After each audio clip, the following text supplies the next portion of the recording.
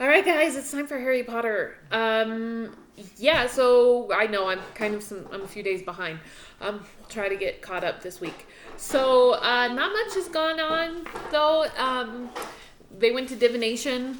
Professor Trelawney read the tea leaves and said that she saw the Grim, which means Harry was gonna die. Remember, the Grim is a big black dog, but Harry did remember, a big black dog when he ran away from his aunt and uncle's house. Um, Hermione is not a big fan of divination, and nor is Professor McGonagall. Other than that, not much more to remember, So it's loud here, isn't it? So we will just go on from here. Harry was pleased to get out of the castle after lunch. Yesterday's rain had cleared, and the sky was a clear, pale gray, and the grass was springy and damp underfoot as they set off for their first ever Care of Magical Creatures class. Ron and Hermione weren't speaking to each other. Harry walked beside them in silence as they went down the sloping lawns to Hagrid's hut on the edge of the Forbidden Forest. It was only when he spotted only two familiar backs ahead of them, that he realized they must be having these lessons with the Slytherins. Malfoy was talking animatedly to Crabbe and Goyle, who were chortling. Harry was quite sure he knew what they were talking about.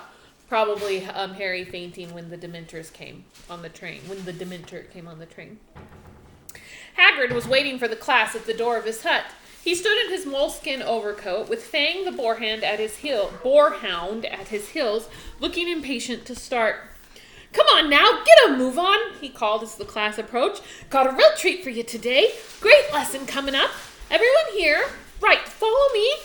For one nasty moment, Harry thought that Hagrid was going to lead them into the forest. Harry had had enough unpleasant experiences in there to last him a lifetime. However, Hagrid strolled off around the edge of the trees, and 5 minutes later they found themselves outside a kind of a paddock. There was nothing in there. "Everyone gather around the fence here," he called. "That's it. Make sure you can see. Now, first thing you want to do is open your books." "How?" said the cold, drawling voice of Draco Malfoy. "Eh?" said Hagrid. "How do we open our books?" Malfoy repeated. He took out his copy of the Monster Books of Monsters, which he had bound shut with a length of rope. Other people took theirs out too. Some, like Harry, had belted their books shut. Others had crammed them inside tight bags or clamped them together with bull clips. Hasn't anyone been able to open their books?" said Hagrid, looking crestfallen. The class all shook their heads. "You've got to stroke them," said Hagrid, as though this was one of the most obvious things in the world. "Look!" He took Hermione's copy and ripped off the spello tape that bound it. The book tried to bite, but Hagrid ran a giant forefinger down its spine, and the book shivered and then fell open and lay quiet in his hand. "How silly we've all been," Malfoy sneered. We should have stroked them. Why didn't we guess?" I thought they were funny," Hagrid said uncertainly to Hermione. "Oh, tremendously funny," said Malfoy. "Really witty, giving us books that try and rip our hands off." "Shut up, Malfoy," said Harry quietly. Hagrid was looking downcast, and Harry wanted Hagrid's first lesson to be a success.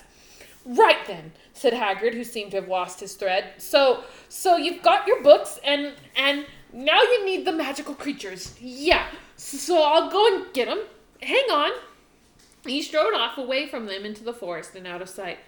"Goodness, this place is going to the dogs," said Malfoy loudly. "That oaf teaching classes. My father will have a fit when I tell him." "Shut up, Malfoy," Harry repeated. "Careful, Potter, there's a Dementor behind you."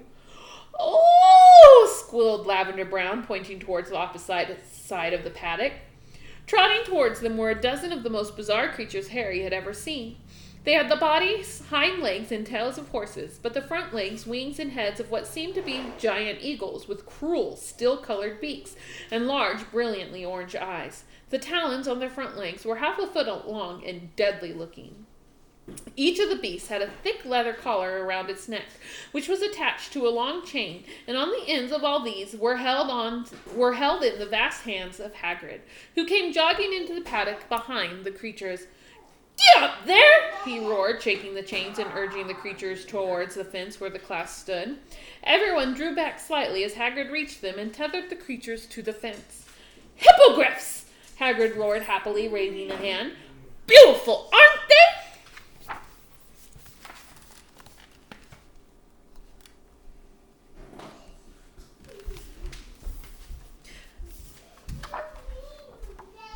Harry could sort of see what Hagrid meant.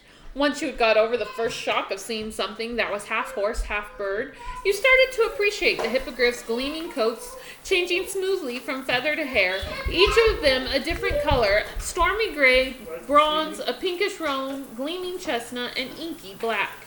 "So," said Hagrid, rubbing his hands together and beaming round, "if you want to come a bit nearer—" No one seemed to want to. Harry, Ron, and Hermione, however, approached the fence cautiously. "Now, first thing you gotta know about hippogriffs is they're proud," said Hagrid. "Easily offended hippogriffs are.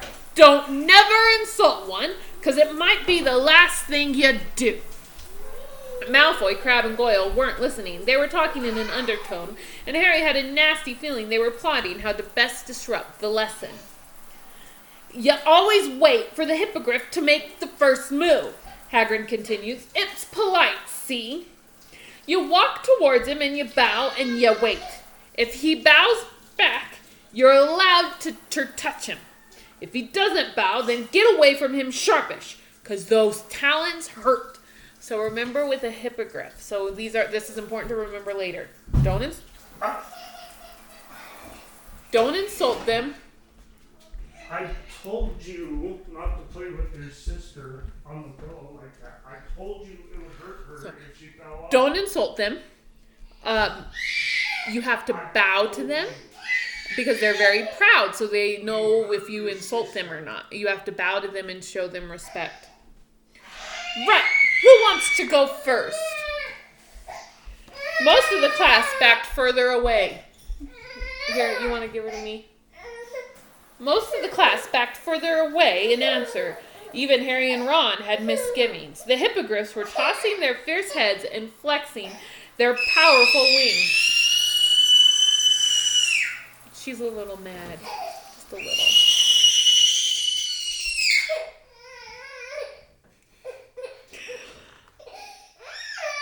The hippogriffs were tossing their fierce heads and flexing their powerful wings. They didn't seem to like being tethered like this. "No one," said Hagrid with a pleading look. "I'll do it," said Harry. There was an intake of breath from behind him, and both Lavender and Parvati whispered, "Oh no, Harry! Remember the tea leaves!" Harry ignored them. He climbed over the paddock fence. "Good man, Harry," roared Hagrid. "Right then, let's see how you've got on with Buckbeak." He untied one of the chains, pulled the gray hippogriff away from his fellows, and slipped on his leather collar. The class on the other side of the paddock seemed to be holding its breath. Malfoy's eyes were narrowed maliciously. "Easy now, Harry," said Hagrid quietly. "You've got eye contact. Now try not to blink. Hippogriffs don't trust you if you blink too much." Harry's eyes immediately began to water, but he didn't shut them. Buckbeak had turned his great sharp head and was staring at Harry with one fierce orange eye. "That's it," said Hagrid. "That's it, Harry. Now bow." Harry didn't feel much like exposing the back of his neck to Buckbeak, but he did as he was told. He gave a short bow and then looked up. The hippogriff was still staring haughtily at him. It didn't move. "Ah," said Hagrid, sounding worried. "Right. Back away now, Harry. Easy does it." But then, to Harry's enormous surprise, the hippogriff suddenly bent his scaly front knees and sank into what was an unmistakable bow. "Well done, Harry," said Hagrid ecstatic. "Right, you can touch him. Pat his beak. Go on." Feeling that a better reward would have been to back away, Harry moved slowly towards the hippogriff and reached out towards him. He patted the beak several times, and the hippogriff closed his eyes lazily as though enjoying it. The class broke into applause, all except for Malfoy, Crabbe, and Goyle, who were looking deeply disappointed. "Right then, Harry," said Hagrid, "I reckon he might let you ride him." This was more than Harry had bargained for. He was used to a broomstick, but he wasn't sure a hippogriff would be quite the same. "You climb up here, just behind the wing joint," said Hagrid, "and mind you, don't pull any of his feathers out. He won't like that." Harry put his foot on top of Buckbeak's wing and hoisted himself on his back. Buckbeak stood up. Harry wasn't sure where to hold on. Everything in front of him was covered in feathers. "Go on, then," roared Hagrid, slapping the hippogriff's hindquarters. Without warning, 12-foot wings flapped open on either side of Harry. He just had time to seize the hippogriff around the neck before he was soaring upwards. It was nothing like a broomstick, and Harry knew which one he preferred. The hippogriff's rings were beating uncomfortably on either side of him, catching him under his legs and making him feel he was about to be thrown off. The glossy feathers slipped under his fingers, and he didn't dare get a stronger grip. Instead of the smooth action of his Nimbus 2000, he now felt himself rocking backwards and forwards as the hindquarters of the hippogriff rose and fell with his wings. Buckbeak flew him once around the paddock and then headed back to the ground. This was the bit Harry had been dreading, for he limped back as the smooth neck lowered, feeling as he was going to slip over the beak. Then he felt a heavy thud as the 4 ill-assorted feet hit the ground and just managed to hold on and push himself straight again. "Good work, Harry!" roared Hagrid as everyone except Malfoy, Crabbe, and Goyle cheered. "Okay, who else wants to go?" Emboldened by Harry's success, the rest of the class climbed cautiously into the paddock. Hagrid untied the hippogriffs one by one, and soon people were bowing nervously all over the paddock. Neville ran repeatedly backwards from his, which didn't seem to want to bend its knees. Ron and Hermione practiced on the chestnut, while Harry watched. Malfoy, Crabbe, and Goyle had taken over Buckbeak. He had bowed to Malfoy, who was now patting his beak, looking disdainful. "This is very easy," Malfoy drawled loud enough for Harry to hear him. "I knew it must have been if Potter could do it." "I bet you're not dangerous at all, are you?" he said to the hippogriff. "Are you, you ugly great brute?" Uh-oh. What did Malfoy just do that Hagrid told them never to do? Remember, the first thing Hagrid did when they brought them out is Hagrid said, "Never insult a hippogriff, because it might be the last thing you do." And what just happened? Malfoy insulted Buckbeak. Do you think Buckbeak's going to like that very much? I don't think so. It happened in a flash of steely talons. Malfoy let out a high-pitched scream, and the next moment, Hagrid was wrestling Buckbeak back into his collar as he strained to get at Malfoy, who lay curled on the grass, blood blossoming over his robes. "I'm dying!" Malfoy yelled as the class panicked. "I'm dying! Look at me! It's killed me!" Is that true, or is he being dramatic? Probably being dramatic. Now, do you also remember that Malfoy, Crabbe, and Goyle were not listening to Hagrid? So whose fault is it that this happened? Malfoy's. "You're not dying," said Hagrid, who had gone very white. "Someone help me! Gotta get him out of here!" Hermione ran to open the gate while Hagrid lifted Malfoy easily. As they passed, Harry saw that there was a long, deep gash on Malfoy's arm. Blood splattered the grass, and Hagrid ran with him up the slope towards the castle. Very shaken, the Care of Magical Creatures class followed at a walk. The Slytherins were all shouting about Hagrid. "They should sack him straight away," said Pansy Parkinson, who was in tears. "It was Malfoy's fault," snapped Dean Thomas. Mwah. Mwah. Nap time. Crabbe and Goyle flexed their muscles threateningly. They all climbed the stone steps into the deserted entrance hall. "I'm going to see if he's okay," said Pansy, and they all watched her run up the marble staircase. The Slytherins, still muttering about Hagrid, headed away in the direction of their dungeon common room. Harry, Ron, and Hermione proceeded upstairs to the Gryffindor Tower. "Do you think he'll be all right?" said Hermione nervously. "Course he will. Madame Pomfrey can mend cuts in about a second," said Harry, who had had far worse injuries mended magically by the matron. "That was a really bad thing to happen in Hagrid's first class, though, wasn't it?" said Ron, looking worried. "Trust Malfoy to mess things up for him." They were among the first to reach the Great Hall at dinner time, hoping to see Hagrid, but he wasn't there. They wouldn't sack him, would they? Sack means fire. That's how they refer to it there. To be sacked is to be fired, said Hermione anxiously, not touching her steak and kidney pudding.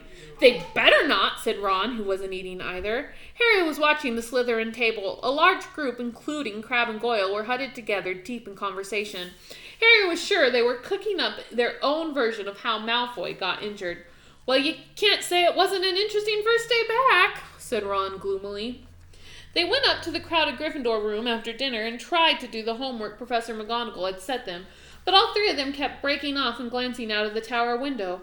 There's a light on in Hagrid's window, Harry said suddenly. Ron looked at his watch. If we hurried, we could go down and see him. It's still quite early. I don't know, Hermione said slowly, and Harry saw her glance at him. I'm allowed to walk across the grounds, he said pointedly. Sirius Black hasn't gotten past the Dementors here, has he? So they put their things away and headed out of the portrait hall, glad not to meet anybody on their way to the front doors. So as they weren't entirely sure they were supposed to be out. The grass was still wet and looked almost black in the twilight. When they reached Hagrid's hut, they knocked and a voice growled, "Come in." Hagrid was sitting in his shirt sleeves at his scrubbed wooden table. His boarhound Fang had his head in Hagrid's lap. One look told them that Hagrid had been drinking a lot. There was a pewter tankard almost as big as a bucket in front of him, and he seemed to be having difficulty in getting them into focus. "'Spect it's a record," he said thickly when he recognized him. "Don't reckon they've ever had a teacher who only lasted a day before."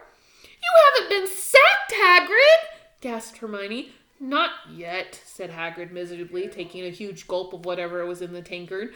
"But it's only a matter of time, innit, after Malfoy." "How is he?" said Ron as they all sat down. "It wasn't serious, was it?" "Madame Pomfrey fixed him best she could," said Hagrid dully, "but he's saying it's still agony, covered in bandages, moaning."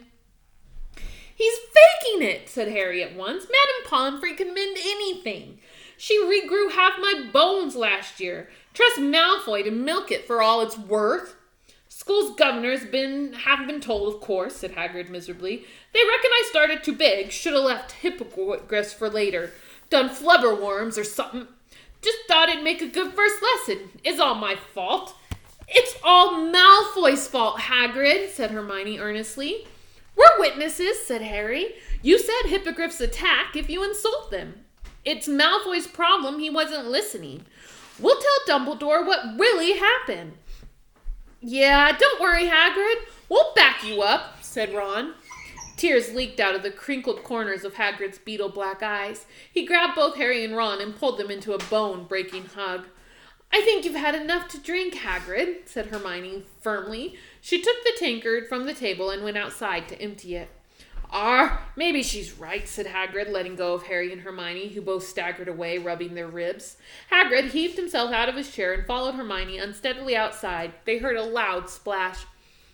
"What's he done?"